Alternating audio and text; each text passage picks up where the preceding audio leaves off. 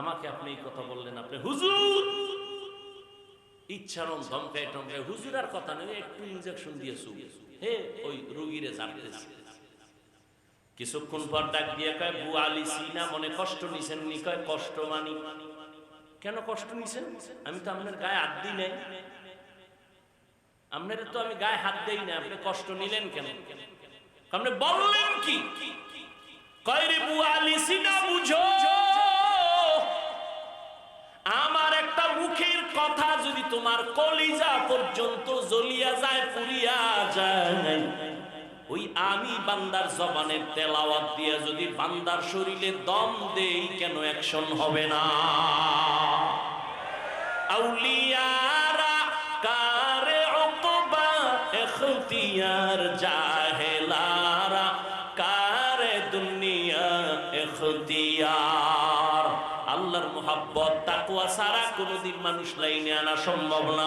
আল্লাহর ভয়, ও যুবক, আল্লাহর ভয় যদি অন্তরে জমা করতে চাও, আল্লাহর প্রিয় বান্দা যাদের অন্তরে তাকওয়া আছে তাদের সঙ্গে বন্ধুত্ব করো, তাদের নেক নজর লাগবে, কলবের মধ্যে তাকওয়ার পাওয়ার আসবে। ও বাবা, একজন মুরব্বী যদি পেছনে থাকে, একটা গরুর গলায় রশি দইরা যদি মালিক ধরে রাখে, ওই গরুটা ডানে বামে ফসল খাইতে চাইলে মালিক ধরে টান দেয়, খাইতে পারে না। ঠিক যেই মানুষটা কালেমার রশি গলায় লাগাইয়া একজন খাঁটি আল্লাহওয়ালার নজরে চলবে, ওই লোকটা খাইতে গেলে চিন্তা করবে হালাল না হারাম খাই, হুজুরে জিগাইলে কি কম, একটা ভয় কাজ করবে। ও আল্লাহর বান্দা, এজন্য আমি মাঝে মাঝে আফসোস করে বলি, আমরা মুরব্বি মাইনাও ঠিক রাস্তায় চলতে ভয়, আর যারা মুরব্বি মানেই না তাদের উপায় কি? আমরা মুরব্বি মাইনাও সঠিক রাস্তায় টিকে থাকা কঠিন, আর যারা মুরব্বি মানেই না ওদের উপায় কি? ও যুবক বাবা, তুমি স্কুলে পড়ো, কলেজে পড়ো, চাকরি করো, ব্যবসা করো, বাধা নাই। নবীর আদর্শের মালাটা গলায় লাগাইও, মা বাবার দোয়া নিয়ে চলিও, নবীর তরিকা মেনে চলো, 5 বেলার নামাজ পড়ো। ডাক্তার হও, ইঞ্জিনিয়ার হও, তবে নবীর আদর্শ ছাড়া হয় কোনো লাভ হবে না। জমিনে তুমি ডাক্তার হলে এই গ্রাম্য ডাক্তার না, এমন একজন দামি ডাক্তার হও যেন সারা দেশের মানুষ মাথায় নিয়ে সম্মান করে। ইঞ্জিনিয়ার যদি হও, একজন সম্মানিত ইঞ্জিনিয়ার হও যেন মানুষ সম্মান করে।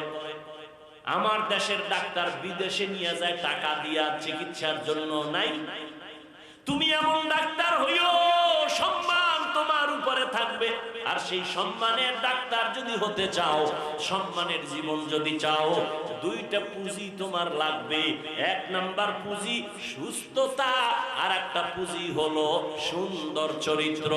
আর এই সুস্থতা আর চরিত্র ধ্বংস করার জন্য বর্তমান দুনিয়াতে একমাত্র মেডিসিন হলো গজবের মোবাইল। এই মোবাইলে তোমাকে অসুস্থ বানায় দিছে, টের পাবা সময় মতো। এখন তো টের পাইতেছ না। নতুন পার্স এই জন্য গায়ে লাগে না। ওরে পার্সের মেয়াদ যেদিন হঠাৎ করে দেখবা শেষ হয়ে যাইতেছে, চোখের পাওয়ার কমতেছে, কানের পাওয়ার কমতেছে, বুকের ব্যথা বাড়তেছে, মোবাইলের দিকে তাকায় থাকতে থাকতে মাথা ব্যথা বেড়ে গেছে, হার্ট ব্যথা বেড়ে গেছে, কিডনির উপরে আঘাত করতেছে, মাথা ব্যথা, বুকে ব্যথা। এইভাবে দেখতে দেখতে এক সময় দেখবা যখন চোখ দরকার চোখ পাইবা না, কান দরকার কান পাইবা না, যখন তোমার হৃদয়টা শান্ত দরকার শান্ত থাকবে না।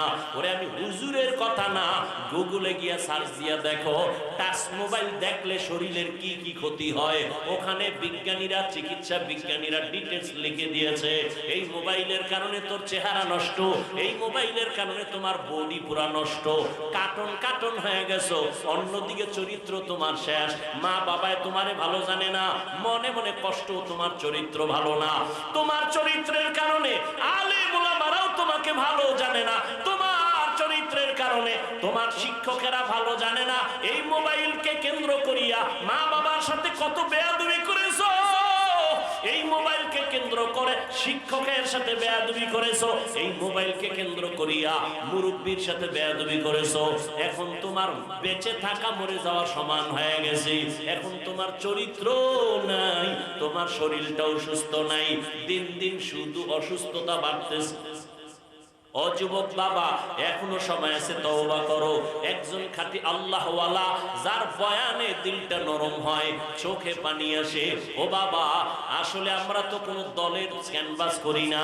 এই যে এতক্ষণ তোমাদের বয়ান শুনাইলাম রে যুবক বাবা, একবারও বললাম না আমার দলে আসো, অমুক দলে যাও, এই কথা বলি নাই। বরং আমি বলতেছি বাবা, নবীর তরিকায় 5 বেলার নামাজ পড়ো, মা বাবার খেদমত করে দোয়া নাও, আলেমদের দোয়া নাও, মুরব্বীদের দোয়া নিয়ে চলো, কারো বদদোয়া নিও না রে বাবা, নবীর তরিকা মানিয়া চলিও। আজকে আমিও যদি তোমার মতো প্যান্ট শার্ট টাই লাগায় রাস্তায় ঘুরতাম, কেউ বাধা দিত না রে বাবা। কিন্তু না, টুপি মাথায় দিলে মাথা গরম, তোমার থেকে কম বুঝি না। দাড়ির কারণে যৌবনের ভাব চলে যায়, তোমার থেকে কম বুঝি না। লম্বা জামার কারণে শরীর গরম লাগে, কম বুঝি না। এরপর কত মানুষ আমাকে টুপির কারণে, দাড়ির কারণে বাজে কথা বলে, এগুলো শুনিয়াও কেন নামাজ ছাড়ি না, টুপি ফালাই না? একমাত্র কারণ আমার আল্লাহর কোরআন সত্য, নবীর কথা সত্য। গুনাহগারের জন্য জাহান্নাম, নেক আমলওয়ালার জন্য জান্নাত। এরে যুবক আল্লাহর গোলাম, ওরে ওই জাহান্নামটা গুনাহগারের জন্য। গুনাহ নিয়ে যদি কবরে যাই, জাহান্নামের আযাব সহ্য করা সম্ভব না। দুনিয়াতে একটা মশার কামড় সইতে পারি না, একটা বেতের বাড়ি সইতে পারি না। গুনাহ নিয়ে কবরে গেলে 2 পার্শ্বের মাটির চাপ কেমনে সহ্য করব? 2 পার্শ্বের মাটির চাপ বড় ভয়ঙ্কর। দুনিয়াতে সূর্যের গরম সইতে পারি না, কবরে হাসরে জাহান্নামের আগুনের গরম কেমন করে সহ্য করব? এই চিন্তা যার অন্তরে একবার ঢুকবে, ওই বান্দা জাহান্নামের ভয়ে গুনাহ করবে না। স্বয়ং সাহাবায়ে কেরাম জান্নাতের টিকিট পাইয়াও তারা কান্না করছেন, আল্লাহর দরবারে কেমনে দাঁড়াবেন। আম্মা জান আয়েশা রাদিয়াল্লাহু আনহা বলেন, নবীজিকেও দেখি একদিন বসে বসে আমার হুজরায় কান্না করেন। ইয়া রাসূলুল্লাহ, আপনি কাঁদেন কেন? আমি আয়েশা কোনো বেয়াদবি করলাম নাকি? বলে না, করো নাই। কাঁদেন কেন? ও আয়েশা, কিয়ামতের দিন ভয়ঙ্কর হালাত, আমার উম্মতের কি উপায় হবে সেই চিন্তায় কান্না করি। ও পর্দার আড়ালের আম্মা জানেরা, বোনেরা, আপনি আল্লাহর কত দামি নারী, আল্লাহ আপনাদের এত সম্মান দান করেছেন, আল্লাহর নবী আপনাদের এত মর্যাদা দান করেছেন। আজ আপনার সন্তান দুনিয়াতে মাথা উঁচু করে দাঁড়াবে, আদর্শ ডাক্তার হবে, আদর্শবান ইঞ্জিনিয়ার হবে, এগুলো আপনার অবদানের কারণেই সম্ভব। এর আম্মা জান, মনে কি চায় না একটা আদর্শ সন্তানের মা হয়ে কবরে যাবেন? এখনো সময় আছে, তওবা করে নেন। আপনার এত দাম, আপনারা তো নবীদের মায়ের মতো নারী, আপনারা তো আম্মা জান খাদিজা রাদিয়াল্লাহু আনহার মতো নারী, ফাতেমা রাদিয়াল্লাহু আনহার মতো নারী, আয়েশা রাদিয়াল্লাহু তাআলা আনহার মতো নারী, ওই ঈসা নবীর মা মারিয়াম আলাইহিস সালামের মতো দামি নারী, ইসমাঈল নবীর মা হাজেরা আলাইহিস সালামের মতো দামি নারী। আর এই পৃথিবীর নাম্বার 1 কিড জাহান্নামী ফেরাউন, তার ঘরে একজন বিবি ছিল, নাম কি? আসিয়া। কেমন দামি নারী! যেই ফেরাউন আমার আল্লাহর বিরুদ্ধে যুদ্ধ ঘোষণা দিয়া নিজে খোদা দাবি করেছে, আর তার ঘরে ফুটন্ত গোলাপ আসিয়া নামের আল্লাহর বান্দি, আল্লাহ তাকে এমন ভাবে কবুল করেছেন। রহমতের নবী বলেন, কিয়ামতের দিন আসিয়ার সাথে জান্নাতে আমার বিবাহের বন্ধন হবে। ও পর্দার আড়ালের আম্মা জানেরা, আপনার স্বামী তো ফেরাউনের মতো খারাপ না। আপনি তো পারতেন নামাজ পড়বেন, স্বামীকেও যদি বুঝাইতেন, হালাল কামাই করো, না খাইয়া থাকবো, হারাম ঘরে আনবা না। একজন মা যদি স্বামীকে এইভাবে বুঝায়, কোন স্বামী ঘরে হারাম টাকা নিতে পারে না। এরে আম্মা জান, এই জন্যই তো রহমতের নবী বলছেন, এ জগতের নারীরা শ্রেষ্ঠ সম্পদ। আর দুনিয়া কুল্লুহা মাতা, খায়রু মাতা'আদ দুনিয়া আল ইমরা ইমরাআতুস সালিহা, দুনিয়ার সব সম্পদের মধ্যে শ্রেষ্ঠ সম্পদ নেককারিনী নারী। ও আম্মা জান, আপনি একটা ডাক্তারের মা হন, তবে বেয়াদবের মা হবেন না। সন্তানটাকে আদব শিক্ষা দিয়া যাবেন, কোনোদিন যেন আলেমদের সাথে খারাপ ব্যবহার না করে, মুরব্বীর সাথে শিক্ষকের সাথে খারাপ আচরণ না করে, আপনার সন্তানের ব্যবহারে যেন কোনো বন্ধু কষ্ট না পায়, এমন আদর্শওয়ালা বানাবেন। ওই ফেরাউনের ঘরে থাইকা আসিয়ার মতো গোলাম বান্দি আল্লাহর মোহাব্বত নিয়ে রেডি হয়ে গেল। ফেরাউন একদিন দেখে আসিয়ার জবানে আল্লাহর আওয়াজ, আল্লাহর জিকিরের আওয়াজ। ফেরাউন বলে, তুমি কার নাম নিছু? বলে, আমার রব। কয়, রব কে? মিশরের খোদা তো আমি। কয়, না, তোমারে যিনি বানাইছেন তিনি আমার রব। ফেরাউন বলে, এই কথা বন্ধ করো, মিশরের সবাই আমারে খোদা বলে, তুমি আমারে খোদা বলো? কয়, অসম্ভব। যেই রবের মোহাব্বত অন্তরে ঢুকাইলাম ওই রবের বিরুদ্ধে যাব না। ফেরাউন বুঝাইয়াও যখন পারে না, এইবার এক পর্যায়ে ফেরাউন শাস্তি দেওয়া শুরু করলো। এত বড় রানী, এত বড় রাষ্ট্রের মালিকের ঘরে আসিয়ার এখন খানা নাই, ঘুমানোর জায়গা নাই।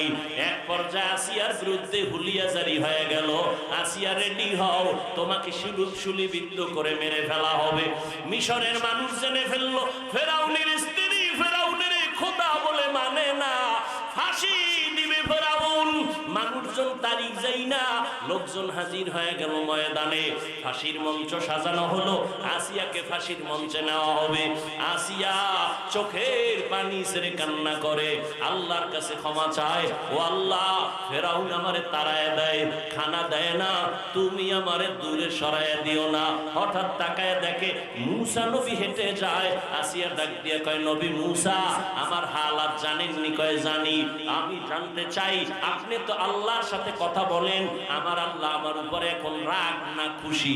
আল্লাহর নবী মূসা বলে, ও আসিয়া, আল্লাহ তোমার উপরে এখন রাজি আছে। আসিয়া একটা চিৎকার মারিয়া আসমানের দিকে তাকাইয়া ডাক দিছে, ক্বালাত রব্বি ইবনিলি ইনদাকা ইনদা বাইতাক বাইতা ইনদাকা বাইতান ফিল জান্নাহ। ও আমার মালিক, এই দুনিয়ার সব থেকে পরাশক্তি ফেরাউন, তুমি জানো, তোমার সাথে চ্যালেঞ্জ দিয়ে নিজের খোদা দাবি করলো। আমার তো কোনোটার অভাব ছিল না, আমি তো বড় দামি চেয়ারে বসতাম, আমার বিছানা কত দামি, আমার খানা কত দামি, আমার স্বামী মিশরের বড় খোদা। কিন্তু মালিক, না, সব আমি পায়ের তলে ফেলে দিলাম। আমি দুনিয়ার সুন্দর বিছানার মায়া করি নাই, তোমার মোহব্বত অন্তরে নিয়া, তোমার মায়ার কারণে দুনিয়া ছেড়ে দিয়েছি। তোমার মোহাব্বতের কারণে খানার দিয়ে তাকাই নাই, সম্মানের চেয়ারের দিয়ে তাকাই নাই। ও মালিক, এখন আমার ফাঁসি দিবে, শুলিবিদ্ধ করবে। ও আল্লাহ, বিদায় বেলা তোমার কাছে আমার একটা আবদার রে মালিক, দুনিয়ায় এত বড় ব্যক্তির ঘরে থাইকা ঘুমানোর বিছনা পাইলাম না, থাকার আরামের জায়গা পেলাম না। আমার দাবি রে মাওলা, তোমার পাশে জান্নাতে আমার একটা ঘর বানাইয়া দিও আল্লাহ। আসিয়া এই দোয়া করিয়া এবার ফাঁসির মঞ্চে যায়। এতক্ষণ আসিয়া কানলো, এখন আসিয়া মুস্কি মুস্কি হাসতেছে। ফেরাউন বলে, একটু আগে কান্না করলা, এখন বিপদের সময় তুমি হাসো কেন? আসিয়া ডাক দিয়া কয়, ফেরাউন, তোমার চক্ষু নাই, তুমি দেখবা না? ওরে, তুমি তো কিছুই বুঝো না। আমার আল্লাহ পাক আমার মোহাব্বতে, আল্লাহর মোহাব্বত নিয়া আমি যে ঈমানটাকে মজবুত করে যাইতেছি, আল্লাহ আমার জন্য জান্নাত বানাইছেন। আর যেই জান্নাতটা আল্লাহ আমাকে দিবেন, ওই জান্নাতের ছবি আল্লাহ আমাকে দেখাইয়াও দিছেন। আর শুধু তাই না, তুমি আমাকে ফাঁসি দিবা, কিন্তু লক্ষ লক্ষ ফেরেশতারা অপেক্ষায় আছে আমার রূহটা জান্নাতে নেওয়ার জন্য। ও মুসলমানেরা, ও পর্দার আম্মা জানেরা, আপনি তো আসিয়া না, আসিয়ার মতোই একজন নারী। আপনি তওবা করে স্বামীর মাল হেফাজত করেন, স্বামীর দোয়া নিয়ে চলেন, সন্তানটাকে আদর্শওয়ালা বানান, 5 ওয়াক্ত নামাজ পড়েন, মোবাইলে সময় নষ্ট করবেন না। আপনার মতো কত মা নামাজি অভাব নাই, মোবাইলে সময় নষ্ট করে না, এমন মায়ের অভাব নাই, আপনি কেন পারবেন না? ও বৃদ্ধ বাবাজিরা, আপনার মতো কত পুরারা মসজিদে গিয়া নামাজ পড়ে, আপনি কেন পারেন না? ও যুবক বাবা, আপনার মতো কত যুবক জেনারেল লাইনে থাইকাও নামাজ ছাড়ে না, চাকরি করে নামাজ ছাড়ে না, ওই বান্দা ব্যবসা করে নামাজ ছাড়ে না, রাস্তায় গাড়ি চালায় নামাজ ছাড়ে না, আপনি কেন পারবেন না? তওবা করেন সময় থাকতে, মনে মনে আল্লাহর ভয় অন্তরে জমা করিয়া, জাহান্নামের আযাবের কথা স্মরণ করে মনে মনে আল্লাহকে বলেন, আল্লাহ জীবনে তো কম গুনাহ করি নাই, মনের গোলামি করতে গিয়া কত গুনাহ করেছি, নামাজ ছাড়লাম, বেপরদায় চললাম, কত আড্ডা দিলাম, আজকে থেকে তওবা করে নিলাম, আর নামাজ ছাড়বো না, দাড়ি কাটবো না, বেপরদায় চলবো না, মা বাবার বরদোয়া নিব না, দোয়া নিয়ে চলবো, উলামায়ে কেরামের পরামর্শ নিয়ে নবীর তরিকায় নামাজ পড়বো, শিক্ষকের দোয়া নিয়ে চলবো, মুরব্বীদের দোয়া নিয়ে চলবো, কারো বরদোয়া নিব না। তওবার নিয়ত যদি থাকে, মরিয়া গেলে যাব হায়াতের মালিক আল্লাহ, ইজ্জতের মালিক, রিজিকের মালিক আল্লাহ, আর কখনো গুনার কাছেও যাবা না। তওবার নিয়ত যদি হয়, মুনাফিকি যদি অন্তরে না থাকে, খাঁটি তওবার নিয়ত যাদের আছে, দুটো হাত আল্লাহকে দেখাইয়া দাও, আয় আল্লাহ হাতগুলো কবুল করে নেন, তওবা কবুল করে নেন, তওবার উপরে আমাদের মজবুত হইয়া চলার মতো তৌফিক দান করেন, আমিন। আলহামদুলিল্লাহি রাব্বিল আলামিন, والصلاة والسلام على سيد الأنبياء والمرسلين وعلى آله وأصحابه أجمعين يا أرحم الراحمين يا أرحم الراحمين يا أرحم الراحمين يا أرحم الراحمين رب ارحمهما كما ربياني صغيرا اللهم إنك عفو كريم تحب العفو فاعف عنا اللهم إنا نسألك رضاك والجنة ونعوذ আমরা তো ওই আল্লাহওয়ালাদের থাপ্পড় খেয়ে চেয়ারে বসছি, যাদের বয়ান চলাকালে গলা কাটা মুরগির মতো মানুষ চিৎকার দিয়ে কাঁদতো, হেদায়েতের দরজায় ঢুকে যাইতো, সেখানে আবার পান খাওয়ার চিন্তা করত। একটা মানুষের চোখে পানি আসতেছে, পুলিশ ধইরা আসামিরে বিদায় কাঁদে না, আর একজন আল্লাহর ওলি বয়ান করে 200 হাত দূরে বয়ে যুবক হাউমাউ করে কাঁদে, আল্লাহ আমার মাফ করো, ওরে মারলো কে? এটা তামাশার ব্যান্ডেল।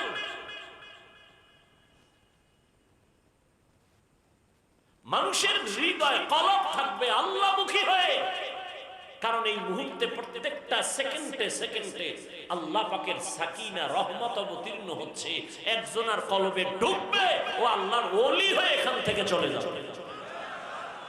এই বেয়াদবি কেন? পান না খাইলে মরে যাবেন, পানখোরেরা পান না খাইলে মরে যাবেন, চা না টানলে মরে যাবেন 2 ঘন্টা। কি শুরু হইল? পরিস্থিতি দিন দিন এমন আসতেছে যে মানুষ মিথ্যার উপরে চলতে যাইয়া সত্যটাকে মিথ্যা বলবে, মিথ্যার উপরে সবাই একমত হয়ে চলতে চলতে যে সত্য বলবে বলবে এটা মিথ্যা, আমাকে ওটা ঠিক। অবস্থা এমন হয়ে যাইতেছে। আল্লাহ আমাকে হেদায়েত দান করুন। আপনাদের হেদায়েত লাগবে তা আপনাদেরটা আপনারা বললেন, কারণ অন্যের জন্য দোয়া করলেও বিপদ। দোয়া করছে আল্লাহ এই মসজিদে যারা দান করছে তুমি তাদের কবুল করো, পরে হুনি কমিটি টাকা চুরি করে ভাগছে। এখন দোষ হয়েছে হাফিজুর রহমানের, দোয়া করলাম কেন, বাস মামলা। বুঝো নাই? ও যুবক বুঝছো, দোয়া করতেও খুব চিন্তা। সুদ মুক্ত ব্যবসা চলতেছে, এখানে আলেমরা করতেছে কথার কথা, দোয়া করলাম আল্লাহ সুদ মুক্ত ব্যবসা তো আল্লাহর রহমত না গজব? সুদ মুক্ত ব্যবসা কি রহমত না গজব? তো ওলামায়ে কেরাম মিলা মানুষের সুদ মুক্ত ব্যবসার দিকে ডাকতেছে, এটা রহমত। ফট কইরা শুনলাম দুনিয়া ঢুকে গেছে, টাকার লোভ ঢুকা, মানুষের টাকা খাইয়া এবার বোল্ড আউট হয়ে রয়েছে। দোয়া করলাম কা, এই জন্য মামলা।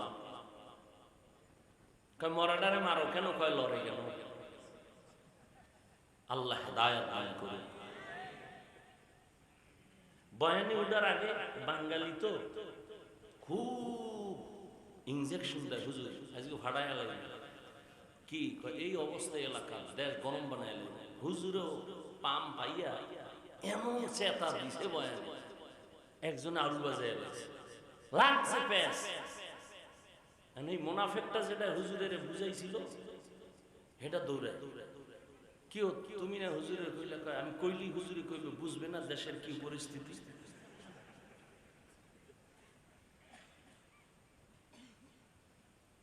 আল্লাহ হেদায়াত দান করুন।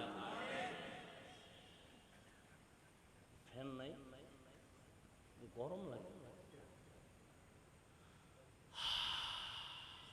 আরেকটু চলবে বয়ান, দেখছেন নি আল্লাহর কুদরত কি। চিন্তা করলাম চাপাই জোহরের পরে বয়ান কইরা যখন দেখতেছি বৃষ্টি, তো হুজুরের কই দেখি বৃষ্টি হইলে তার বয়ান হইব না, ঢাকা যাই কেন অপেক্ষা করেন। পরে মাগরিব পরে অপেক্ষা করলাম, চিন্তা করলাম ওই কথাটাই তো বাস্তব যে বান্দা চাইলে কিছুই হয় না, আল্লাহ চাইলে সব হয়। কতজনের বৃষ্টি হইছে খুশি, খুশি না? মাহফিল এখানে না হোক, না হওয়ার জন্য অনেকে খুশি না, ভিতরে ভিতরে আবার কে মান্যত করছে আল্লাহ ভালো না, মাহফিলটা না হইলে খুশি। কোন হিন্দু না, আমরা জাতি মুসলমান। আল্লাহকে বৃষ্টি দিয়ে তোরেও খুশি করে দিলাম, তুই ঘুমা যা। যারা ওয়াজ দিছে এমন মন্তব্য যা, আল্লাহকে সবর তোকেও খুশি করে তুই থাম। এবার প্যান্ডেল দেখ আর কলিজা দিয়ে আল্লাহর শুকর আদায় কর।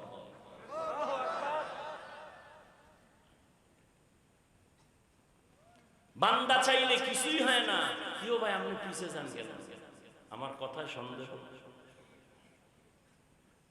বান্দা চাইলে কিছুই হয় না, আল্লাহ চাইলে সব হয়।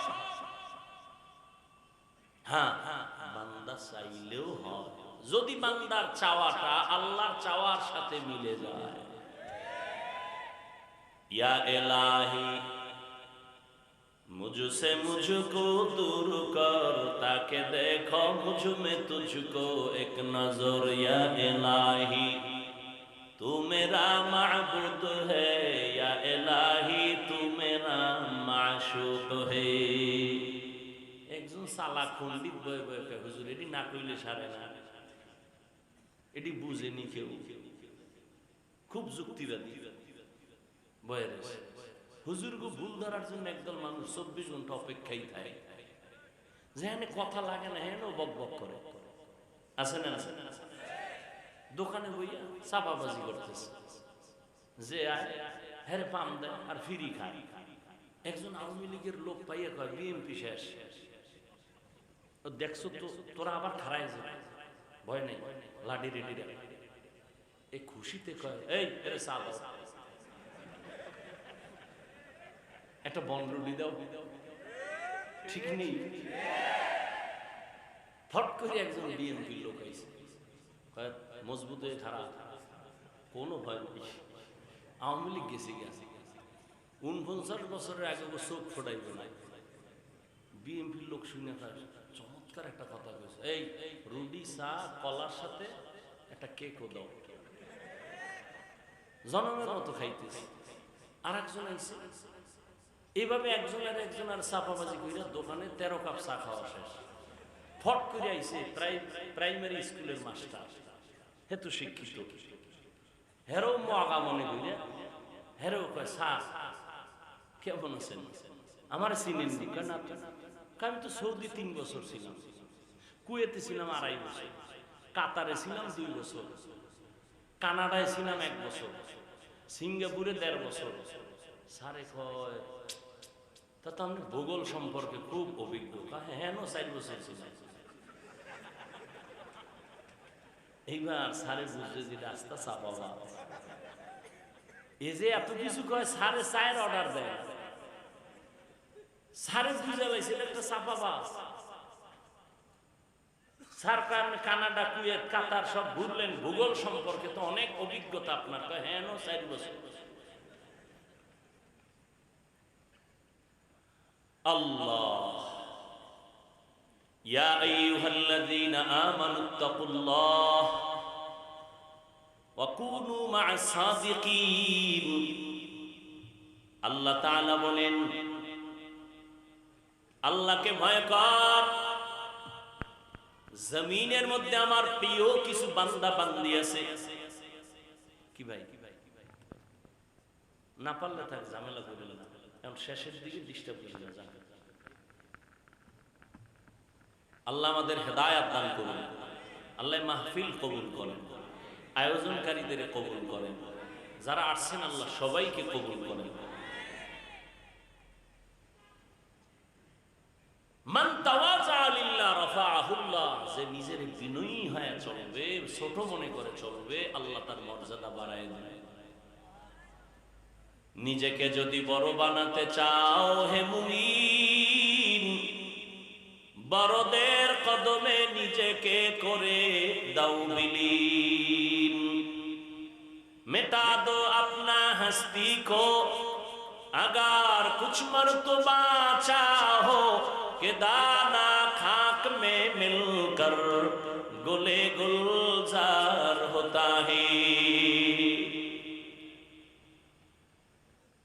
নিজেরে ছোট মনে করে চলো রে বাবা, এলেমের বড়াই দেখাও। আমি বড় বক্তা, আমি বড় আলেম, বড় মুফতি, বড় মুহাদ্দিস, বড় প্রিন্সিপাল, বলে কত বড় তুমি মুফতি।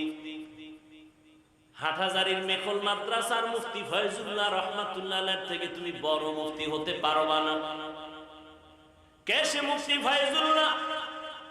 কত বড় ওলি কামেল, ইন্তেকালের সময় উলামায়ে কেরাম পাশে দোয়া করতেছে, ডাক্তার এসে টেলিস্কোপ যন্ত্র বুকে লাগাইছে আর কানে লাগায় একটা চিৎকার মেরে বেহুশ হয়ে পড়ে গেছে। হুশে আসার পরে বলে, ডাক্তার চিৎকার দিয়া বেহুশ হইলা কেন? ডাক্তার বলে, আল্লাহর জাতের কসম, মুফতি ফয়জুল্লাহর বুকের উপরে যন্ত্রটা ধরার পর আমি অস্থির হয়ে গেলাম। এক জায়গায় বসিয়া শত মানুষ আল্লাহর জিকির করলে যেমন আওয়াজ হয়, তার হৃদয়ের মধ্যে তেমন জিকিরের আওয়াজ আমি কানে শুনেছি। আউলিয়ারা কারে উকবা ইখতিয়ার, জাহেলারা কারে দুনিয়া ইখতিয়ার। মাইলে মোমেন সোয়ে মোমেন মিশাওয়াত, মাইলে কাফের সোয়ে কাফের মিশাওয়াত। নিজের ছোট এমনি বানানো যায় না। আমি শুরুতেই বলেছিলাম, মায়ের গর্ভ থেকে আদব শিখে আসা যায় না, এটা শিখতে হয়। নিজের ছোট বানাইয়া চলা, এটা নিজে নিজে পারা যায় না। একজন আর আন্ডারে চললে তখন নিজের একটু দুর্বল মনে হবে। একটা ছাত্র যখন শিক্ষকের সম্মান করবে তখন সে নিজের দুর্বল মনে করবে। মুরব্বী মেনে চললে নিজের দুর্বল মনে হবে। আর যদি কেউ মনে করে আমার মাথার উপরে কেউ নাই, আমার ডানে বামে কেউ নাই, আমি সব থেকে স্বয়ং সম্পূর্ণ, লোকটা বড় অহংকারী, ওই লোকটা নিজের কোনোদিন ছোট বানাইতে পারবে না, মানসিক দুর্বলতাও আসবে না, বরং বেপরোয়া হয়ে যাবে। এজন্য আল্লাহ বলেন, নিজের ছোট বানানোর জন্য তোমার এক নাম্বার কাজ হলো আমার ভয় অন্তরের মধ্যে ঢুকাও। ভয়ের নাম হলো তাকওয়া। ভয়ের নাম কি? তাকওয়া। তাকওয়া মানে আল্লাহর ভয়, খাশিয়াতুন মানে আল্লাহর ভয়, খাউফুন মানে আল্লাহর ভয়। আল্লাহকে ভয় করো মুমিন। বারবার আল্লাহ তাকওয়ার বয়ান করতেছেন। কোরআনের শুরুতেও তাকওয়া, কোরআনের শেষেও তাকওয়া। যালিকাল কিতাবু লা রাইবা ফীহি হুদাল লিল মুত্তাকিন। আল্লাহ বলেন, এই কোরআনটা আমি দিলাম শুধু মুত্তাকি যারা, তাদের হেদায়েতের জন্য। মুত্তাকি কারা? যাদের মধ্যে তাকওয়া থাকবে। তাকওয়া মানে আল্লাহর ভয়। এখানে যদি আমি প্রশ্ন করি, আপনারা কারা কারা আল্লাহকে ভয় করেন? সবাই হাত উঠায় বলবে আমরা আল্লাহরে ভয় করি। অনেক চালাক বলবে বুজুর্গ থেকেও ভয় করি আমরা বেশি, যদিও নামাজ পড়ি না, তবে ঈমান তাজা আছে না নাই? আমি টুপি মাথায় দিয়া বলি আল্লাহকে ভয় করি, আপনি টুপি বাদ দিয়া বলেন আল্লাহকে ভয় করি। আমি দাড়ি রেখে বলি আল্লাহকে ভয় করি, আপনি দাড়ি বন্ধ করে বলেন আল্লাহকে ভয় করি। আমি হালাল খাইয়ে বলি আল্লাহকে ভয় করি, আপনি হারাম খাইয়ে বলেন আল্লাহকে ভয় করি। সবার ভয় কি সমান? না। তাহলে ভয়টা আসলে কি, তার হাকিকত কি? আমি উদাহরণটা এমন ভাবে দেই যে সন্তান মা বাবারে ভয় করে, বলে প্রমাণ, মা বাবার সামনে সন্তান কখনো অন্যায় করে না। ছাত্র শিক্ষকরে ভয় করে, বলে তার প্রমাণ কি? ছাত্র শিক্ষকের সামনে অন্যায় করে না। কেন? মাইরের ভয়, শাস্তির ভয়। ঠিক যারা আসলেই আমার আল্লাহকে ভয় করবে তাদের গলায় ছুরি লাগবে, দাড়ির মধ্যে কখনো ছুরি লাগাবে না।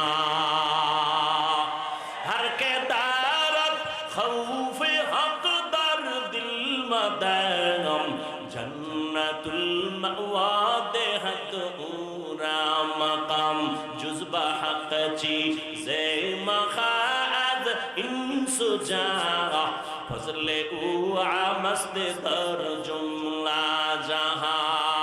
তাকওয়া মানে আল্লাহর ভয়। আল্লাহর ভয়ের ব্যাখ্যা হলো নিজেকে গুনাহ থেকে বাঁচাও। আর তাকওয়া ইহতিরাজানিল মাসিয়া, গুনাহ থেকে নিজেকে বাঁচাইয়া রাখো, এর নাম তাকওয়া।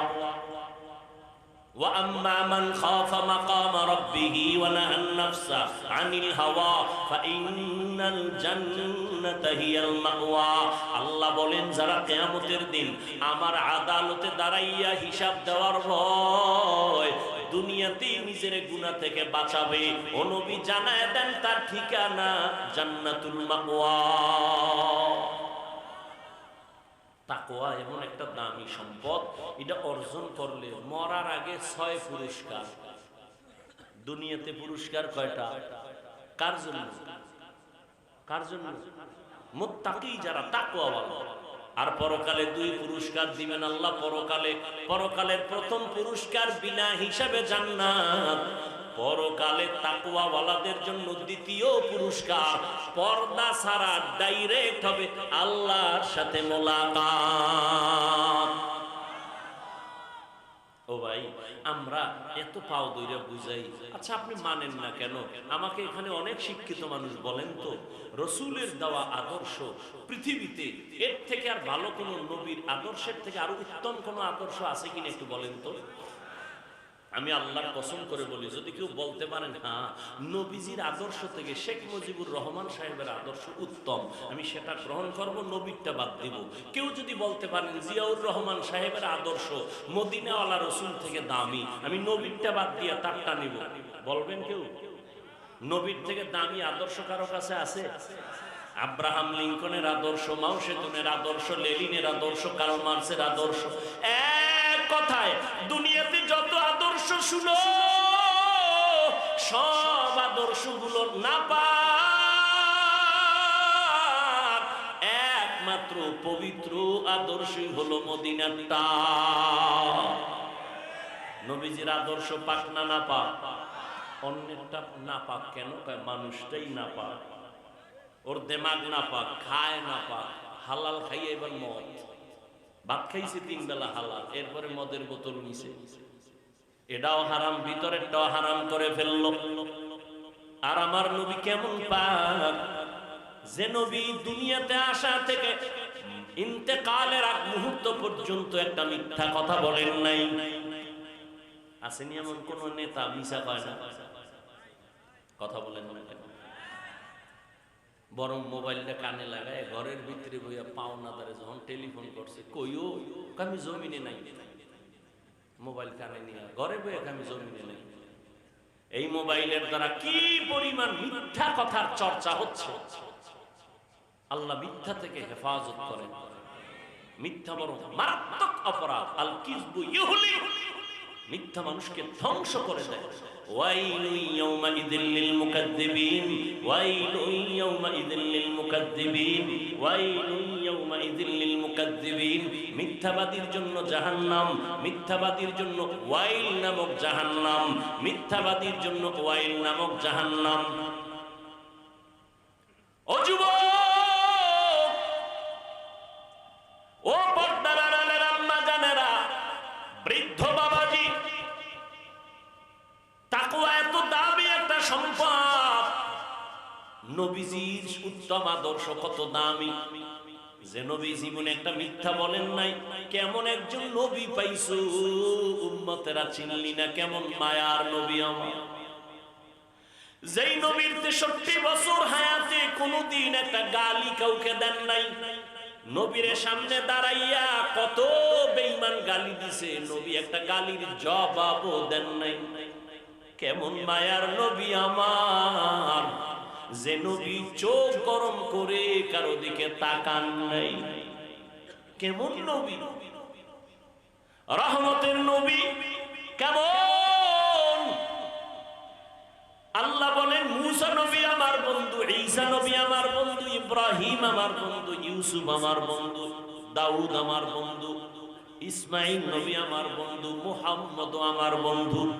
ব্যবধান কি? সব নবী রাসূল আমি আল্লাহ তাআলার আশিক, আর আমি মুহাম্মদের আশিক।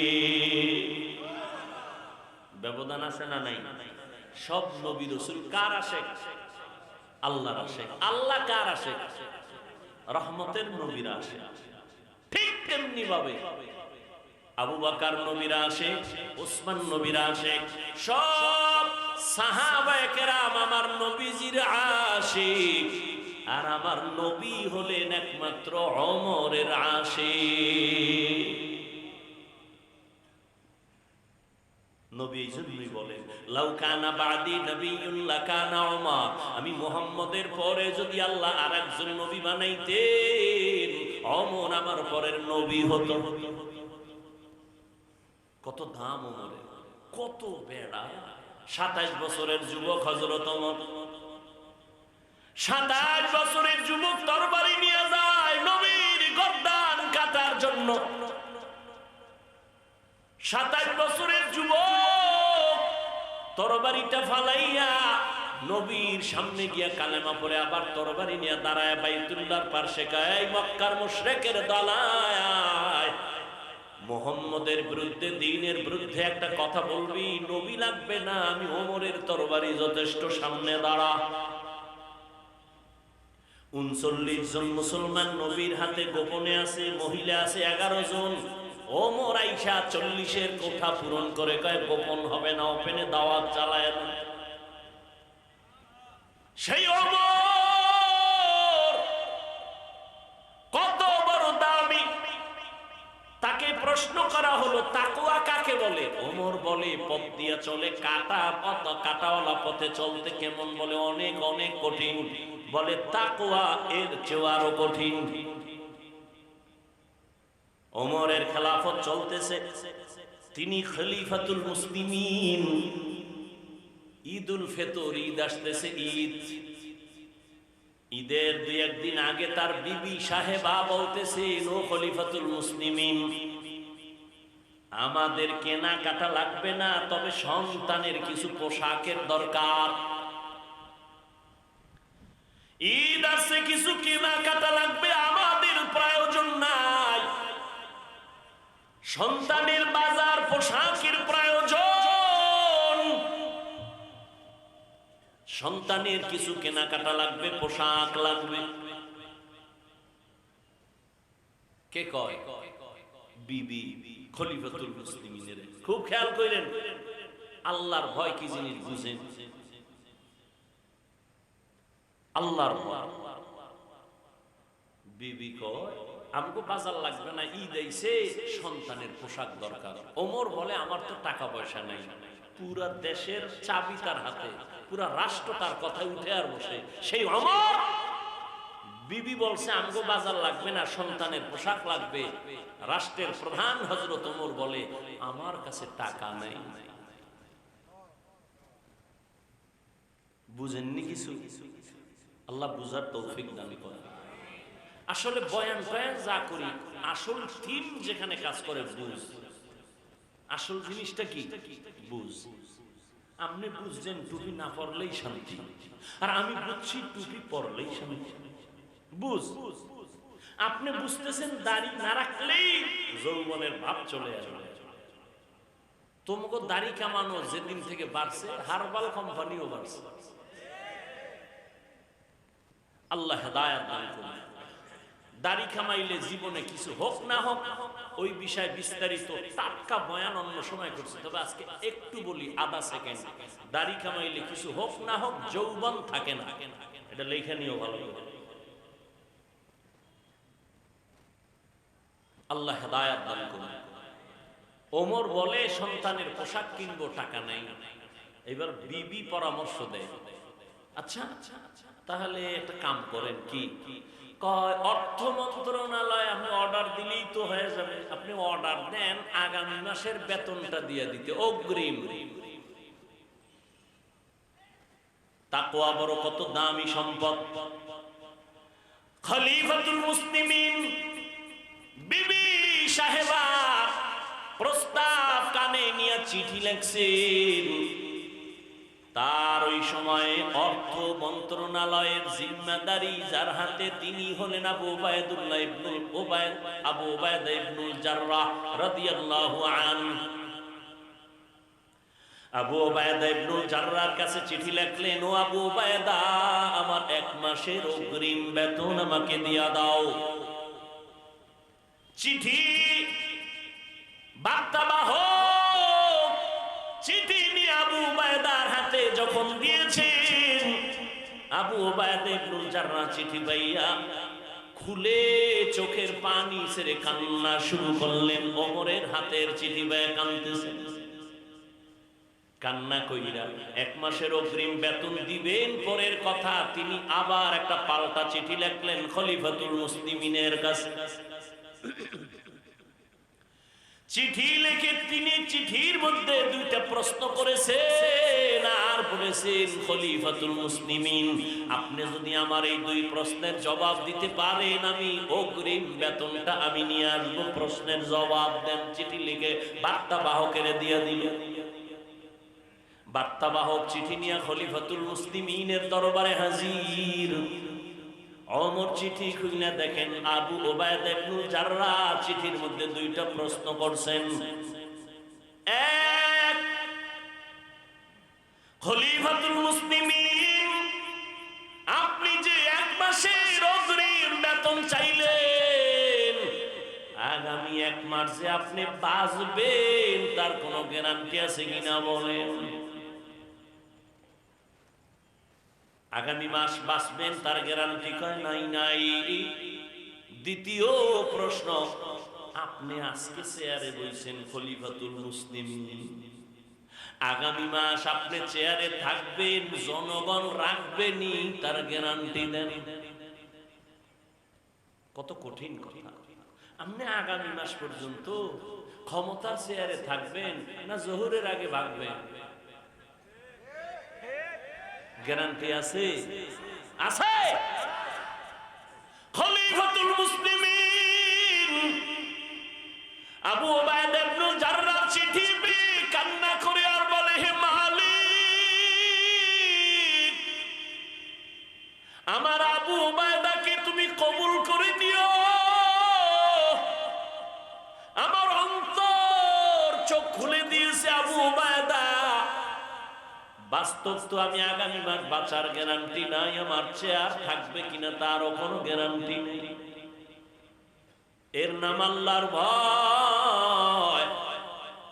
ও আমার কলিজার যুবকেরা, রহমতের নবী জীবনটা দিয়া কি না কষ্ট করেছেন। নবী যদি দোয়া করতেন উহুদ পাহাড় স্বর্ণ হয়ে যাইতো, কিন্তু নবী আল্লাহর এত প্রিয় যে আল্লাহর নবীরা আসে। সেই নবী কেন দরকার ছিল পেটের মধ্যে পাথর বেঁধে ক্ষুধা নিবারণ করা? ওই নবীর কি প্রয়োজন ছিল শিয়াবে আবু তালিবের মধ্যে গৃহবন্দী করে রাখছে 3 বছর, পানি দেয় না, খানা দেয় না, নবী গাছের পাতা ছিঁড়ে ছিঁড়ে চাপাইয়া পেটের ক্ষুধা নিবারণ করে। ও নবীর আশিক, যেই নবীর সুপারিশ ছাড়া জান্নাতের দরওয়াজা খুলবে না রে মুমিন। কিয়ামতের দিন সব নবীরা কাঁদবেন, আমার উপায় কি হবে? আর আপনার আমার মায়ার নবী কাঁদবেন, আমার উম্মতের কি হবে? ওই নবী উম্মতের জন্য এত কাঁদবেন আর এখনো কাঁদেন, জীবন উৎসর্গ করে দিলেন। ও রাজশাহী এলাকার যুবকেরা বলো, ওই নবীর আদর্শ যে রেখে গেছে এটা মানবে কি হিন্দুরা, বৌদ্ধ, ইহুদি, খ্রিস্টান?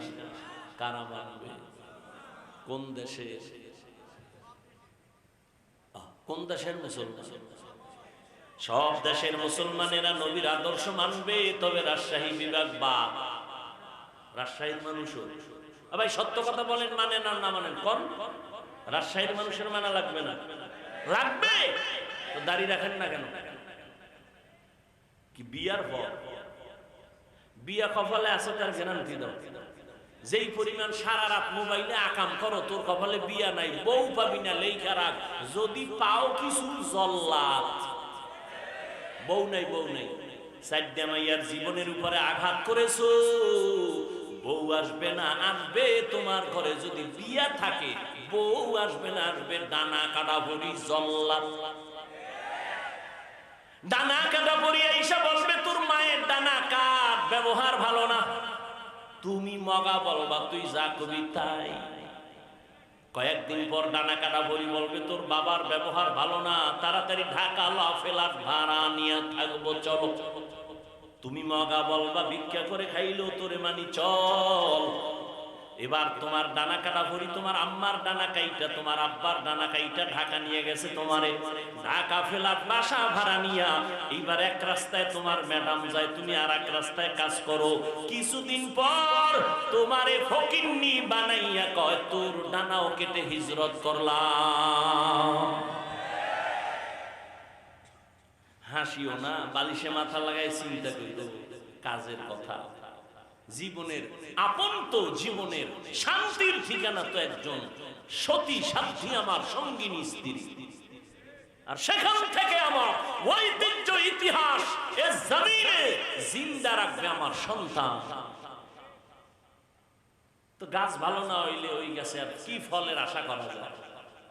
মায়ও ঝগড়া